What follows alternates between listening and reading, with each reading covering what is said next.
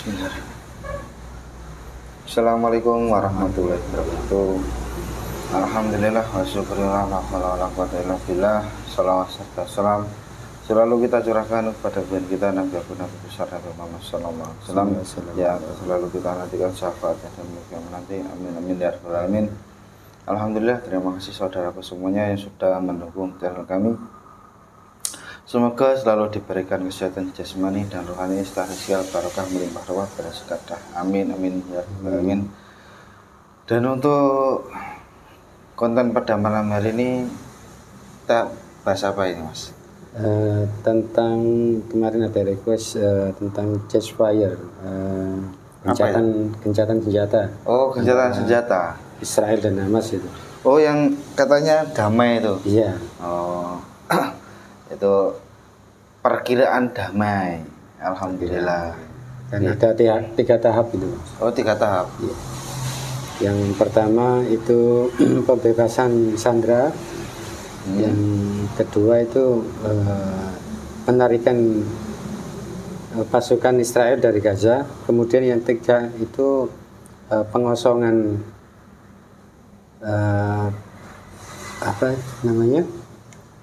penduduk Gaza, kemudian dilakukan perbaikan setelah pembangunan kembali. Oh, pembangunan kembali. Nah, itu kan ada kejanggalan. Apakah itu nanti pengosongan itu termasuk pengusiran secara halus atau bagaimana kan? Nah, itu yang jadi pertanyaan. Yang jadi pertanyaan utama kita itu rahasia di balik ada itu apa di rahasia itu, dan apakah Palestina sudah merdeka? Nah, itu yang jadi pertanyaan orang-orang di seluruh dunia itu. Apakah ini jadi titik terangnya Palestina dan apakah merdeka kan itu? Itu kan menjadi sosok yang harus diperbincangkan. Iya. Karena itu kan dari Joe Biden kan. Nah, ini kalau Donald Trump menjabat sebagai presiden Amerika, apakah ada gencatan senjata lagi kan? Nah, itu kan termasuk jadi pertanyaan kemarin. Sebelum ada gencatan senjata itu kan Presiden Donald Trump yang terpilih itu kan bilang kalau mau menjadikan Gaza sebagai neraka itu. Nah, tapi kok tiba-tiba ada gencatan senjata, ada apa gitu? Mungkin libur sementara, dananya habis karena kena asap. Dan untuk produk kami dari Sang Hyang Nur Cahaya Warna ada tasbih. Ini tasbih giok super ya. Kalau ini sudah super ya. Nah, nanti dan juga ada air zam-zam asma. Nah, nanti kita hadirkan dari sosok Jin Muslim melalui garam asma aja. Garam asmanya diambil sedikit terus di password ya. Yeah. Biar ada, karena kan gini, orang kan biasanya beli produk zam-zam kan itu. Nah, ini nggak tahu ini fungsinya garam ini buat apa, ini kan nggak tahu. Yeah. Jarang ada yang tahu. Karena kan yang dikhususkan passwordnya kan biasanya zam-zam. Zam-zamnya sama di. Tapi kita akan bongkar rahasia dari garam ini. Nah, ini kegunaannya untuk apa? Ini nanti kita jelaskan di akhir video. Kalau di awal video nanti sampean nggak melihat sampai akhir. Sudah siap, Bos? Jadi saya jadi mediator. Kebalik, seharusnya saya siap nih. Pakai garam ini. Pakai garam aja. Iya, pakai garam aja. Bismillahirrahmanirrahim. Diambil dikit. Iya. Bismillahirrahmanirrahim. Assalamualaikum warahmatullahi wabarakatuh. Malaikat yang ada di atas izin beliau, saya mohon dibagari semua penapis atas.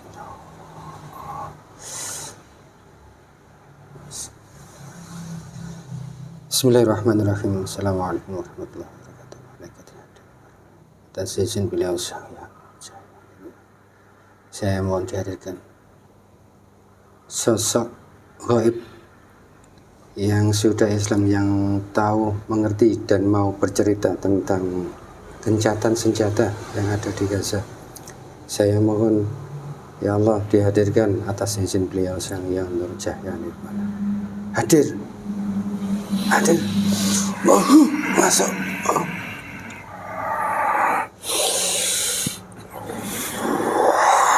Selaras dengan mediator. Pita suaranya tersambung Allah. Bisa berbahasa Indonesia dengan baik.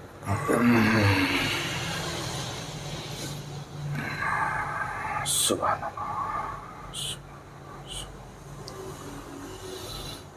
Assalamualaikum warahmatullahi wabarakatuh.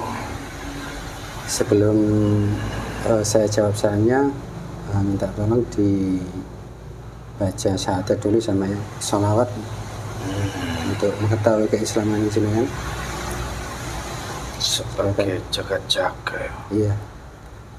Bismillahirrahmanirrahim. Asyhadu an la ilaha illallah wa asyhadu anna Muhammadar Rasul. Bismillahirrahmanirrahim. Asyhadu an la ilaha illallah wa asyhadu anna Muhammadar Rasulullah.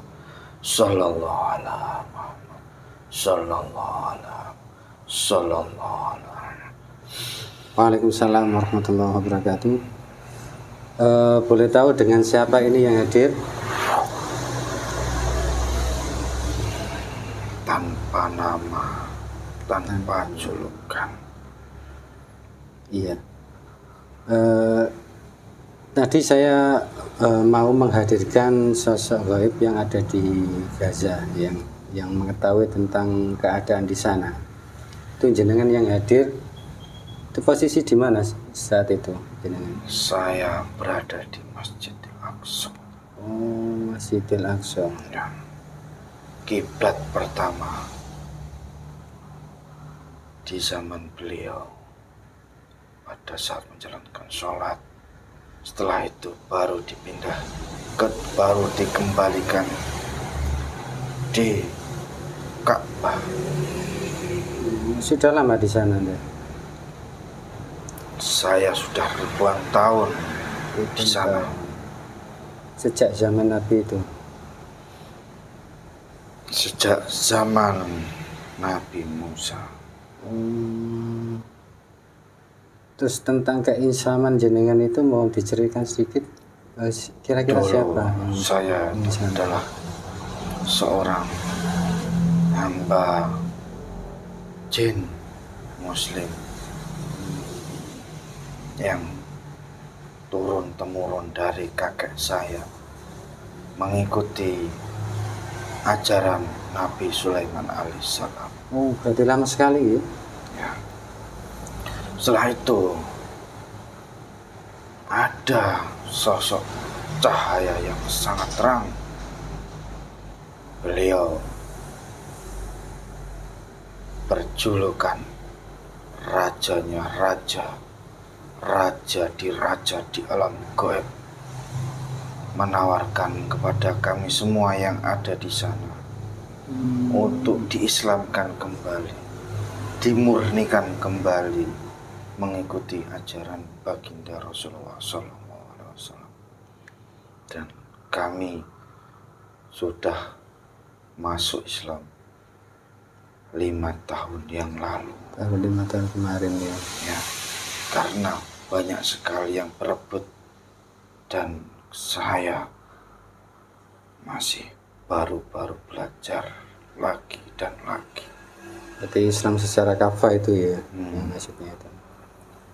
Baru mengetahui yang namanya thariqah ataupun titik latifah ataupun sholat secara syariat dan hakikat, dan paham tentang caranya berjuang dan lebih semangat lagi. Berarti ini ditugaskan jenengan ke sana. Betul. Saya bertugas memerangi iblis-iblis yang di sana yang ingin berusaha merusak masjid tercinta kami. Oh, yang di Yerusalem itu ya, Ya. Masjidil Aqsa itu. Tuh. Walaupun orang-orang Israel sudah mengklaim bahwa itu adalah tanah kekuasaan, tapi di daratan itu, sepanjang itu adalah daratannya Palestina. Mereka adalah penjajah karena mereka tidak punya tempat dan negara, hanya sebuah kaum Bani kecil. Iya, yang saya ketahui bahwa Bani Israel itu kan bertempat di suatu tempat, kemudian mereka kelaparan dan menjadi budaknya Mesir dulunya itu. Mereka itu berpindah-pindah, tidak hanya suatu tempat. Dulu di zamannya Nabi Musa sama. Mereka itu orang yang cerdas, suka bertanya. Mereka tertelan oleh kecerdasannya. Saking terperincinya mereka bertanya. Begitu Ya. Kemudian di tahun 1947 mereka kembali kemudian mendirikan negara. Karena mereka sudah merasa mampu dan kuat, dan ada orang-orang yang menyokong untuk menjadi sebuah wilayah yang besar, dan mereka ada dari orang-orang Yahudi yang mengklaim bahwa negara itu nanti akan berjaya karena ada dalam Alkitab dan dalam Al-Quran. Makanya mereka berani. Kembali ke tema yang tadi itu kan tentang gencatan senjata antara Israel dan Hamas itu. Berhentinya perang. Itu mau diceritakan sedikit, kira-kira ada apa di sana? Ya, itu hanyalah taktik busuk mereka. Saja.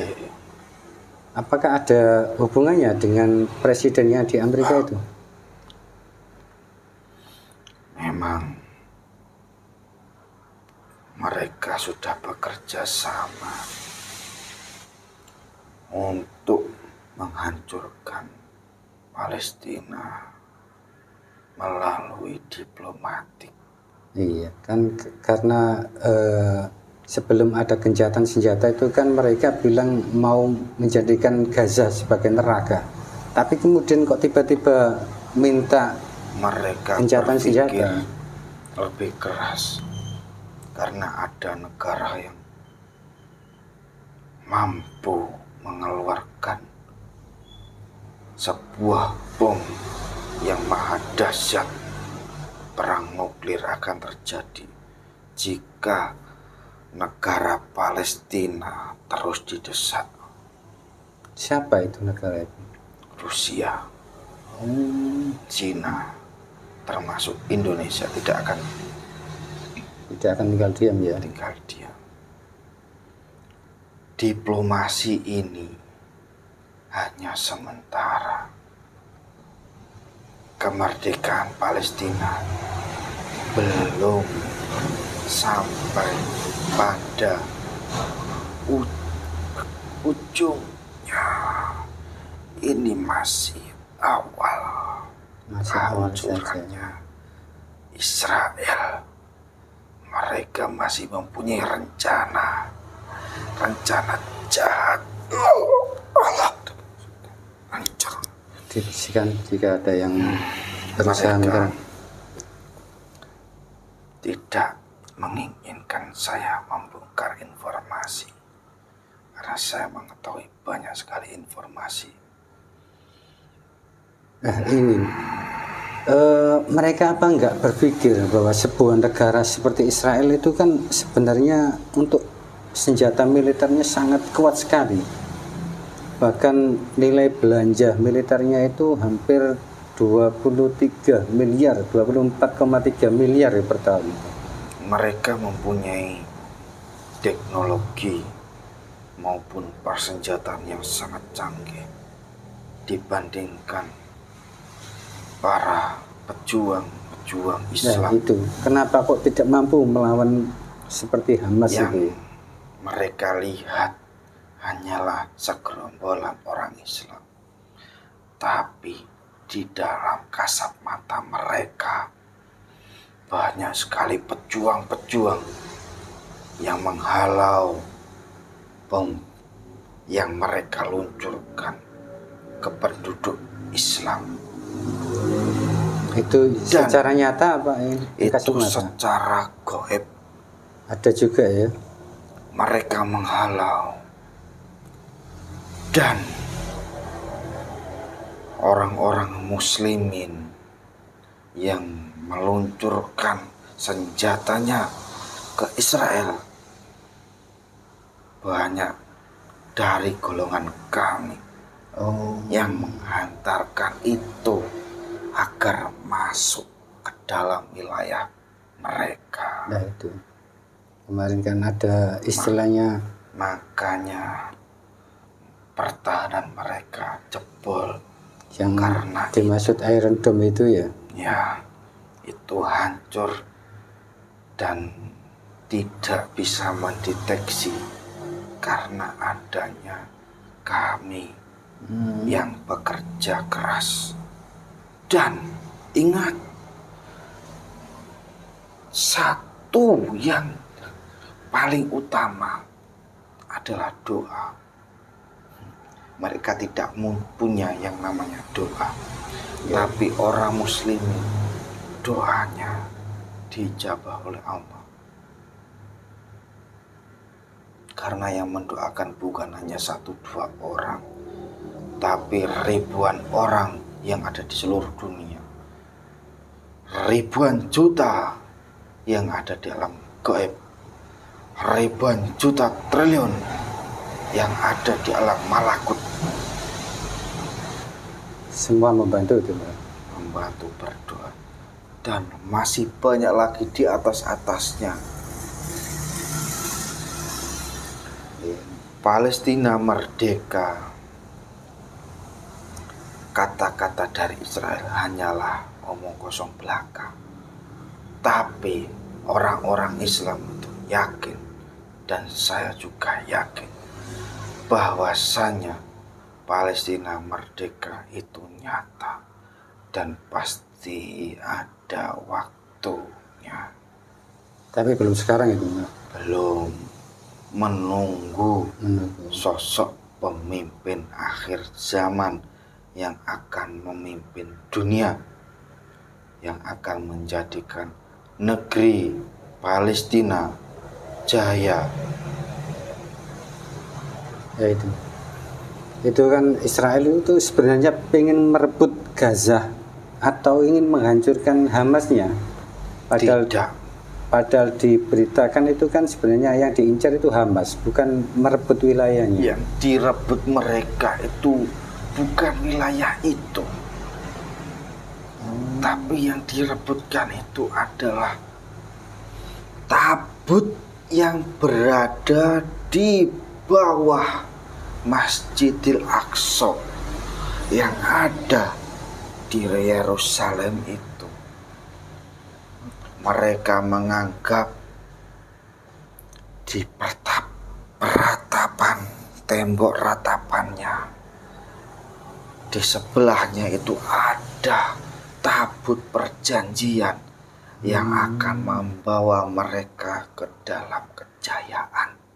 Oh, itu yang jadi diperebutkan ya. Ya, tapi tabut itu bukan di situ.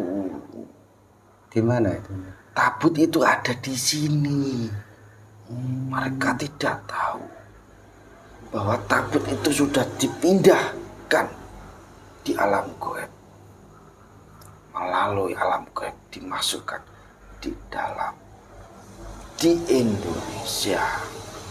Oh, jadi itu rahasianya ya, mereka tidak tahu. Ini nanti akan berpindah-pindah.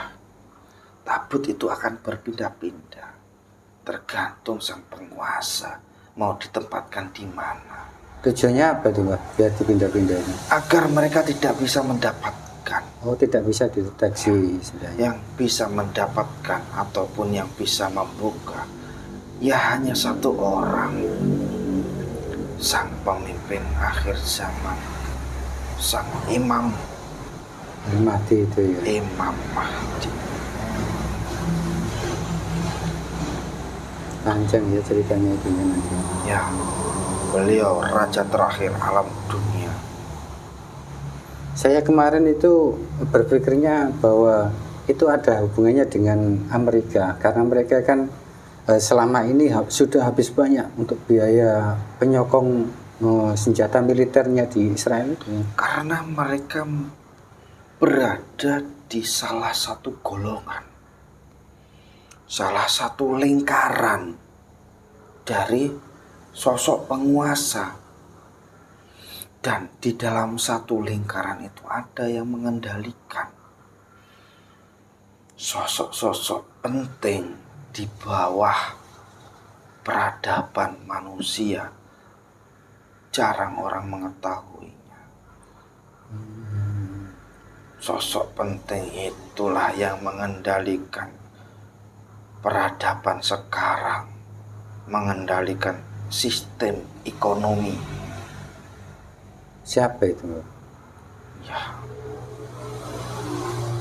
Illuminati. Di bawah Illuminati itu ada atasannya, di bawah kepemimpinan Dajjal dan di bawah kepemimpinan Ajazil. Itu pergerakan bawah tanah itu ya istilahnya. Betul. Mereka yang mengendalikan keuangan dunia. Karena kemarin kan berpikirnya bahwa negara Amerika kena kebakaran kemarin itu kan banyak kerugian. Jadi saya kira mereka tidak bisa membantu lagi. Tidak. Mereka masih punya sokongan dana.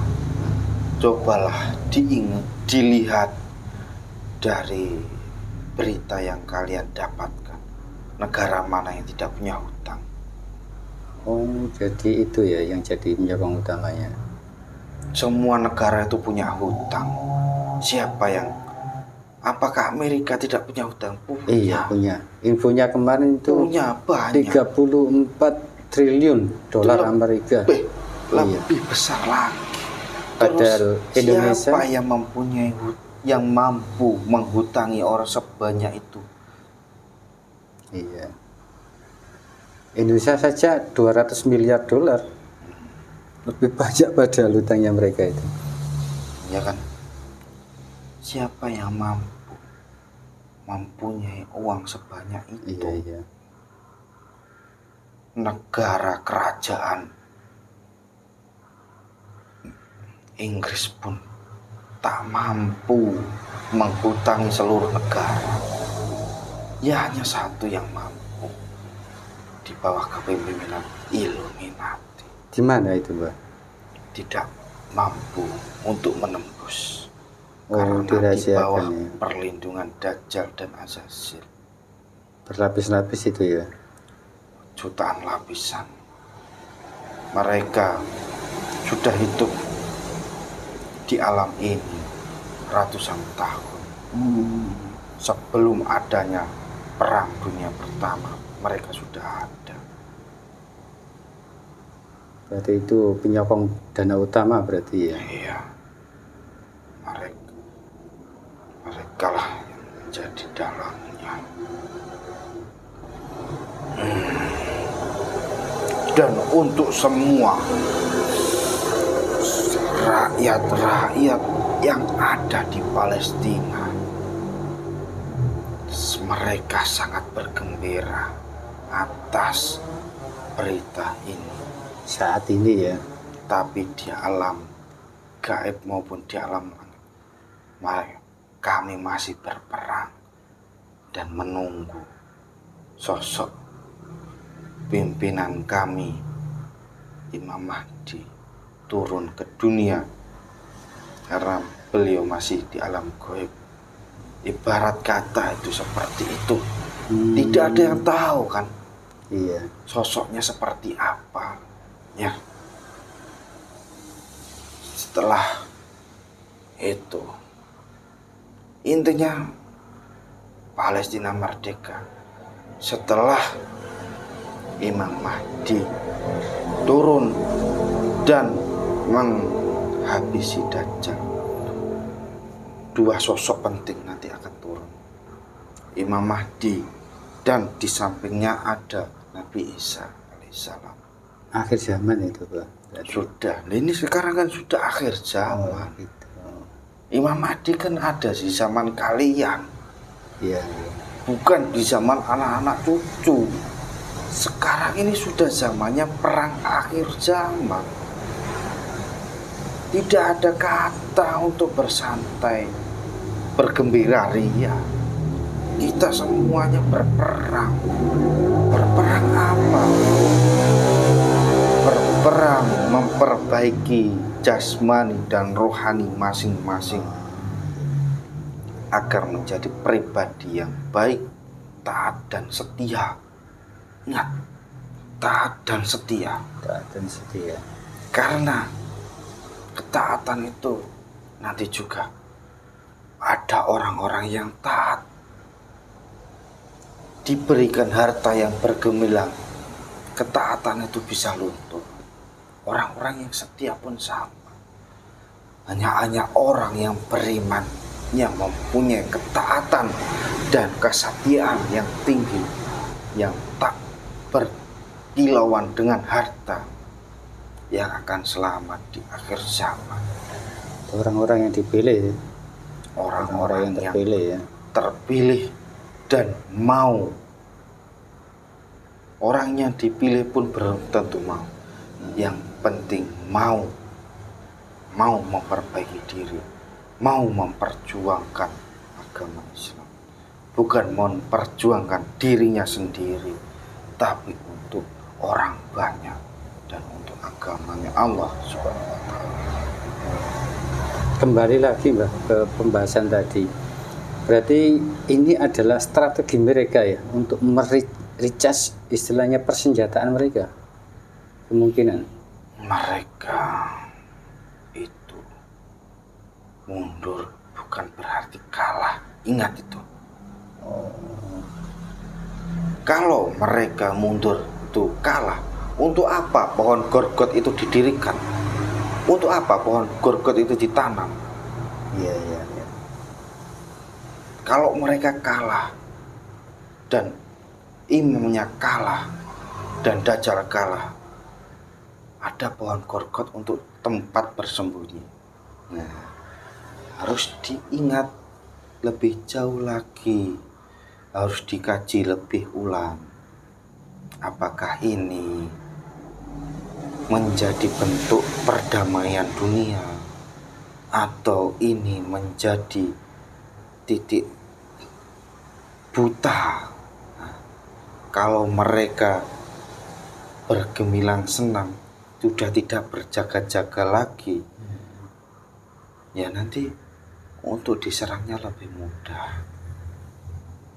Terus bagaimana dengan negara-negara Islam di sana? Apa tidak membantu secara nyata istilahnya? Mereka selalu membantu.